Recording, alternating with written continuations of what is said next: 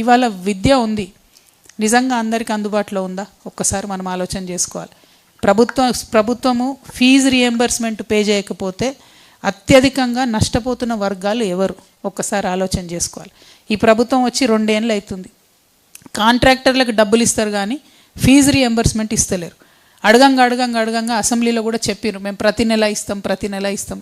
ఆఖరికి budget school మేము బంద్ చేస్తామని చెప్పాల్సిన పరిస్థితి వచ్చింది. అయినప్పటికీ కూడా ఇంకా ఫీజు పే చేయనటువంటి పరిస్థితి.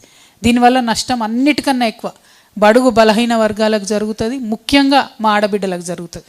ఖచ్చితంగా స్కూల్లో ఫీజు అడిగితే మగపిల్లలకు ఫీజు కడతారు, ఆడపిల్లలకు ఫీజు కట్టకుండా ఇంట్లో కూర్చోబెట్టే పరిస్థితి ఉంటుంది. నేను రేవంత్ రెడ్డి గారిని మళ్ళీ డిమాండ్ చేస్తున్నా, తెలంగాణ భవిష్యత్తు తరాలకు, ఆడబిడ్డలకు, చిన్నపిల్లలకు మీరు అన్యాయం చేస్తున్నారు. ఫీ రియంబర్స్మెంట్ బంద్ పెట్టి ఖచ్చితంగా ఫీ రియంబర్స్మెంట్ ఇమీడియట్గా మీరు పే చేయవలసిందిగా నేను కోరుతా ఉన్నా. అట్లానే పోస్ట్ మెట్రిక్ స్కాలర్షిప్ లక్షలాది మంది పిల్లలు దాని మీద ఆధారపడి ఉంటారు. అది కనీసం దాని మీద మీకు ఆలోచన కూడా పోతలేదు.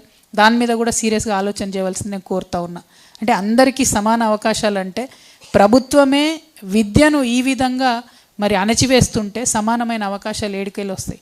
అందుకే సామాజిక తెలంగాణ రావాలని కోరుతా ఉన్నాం.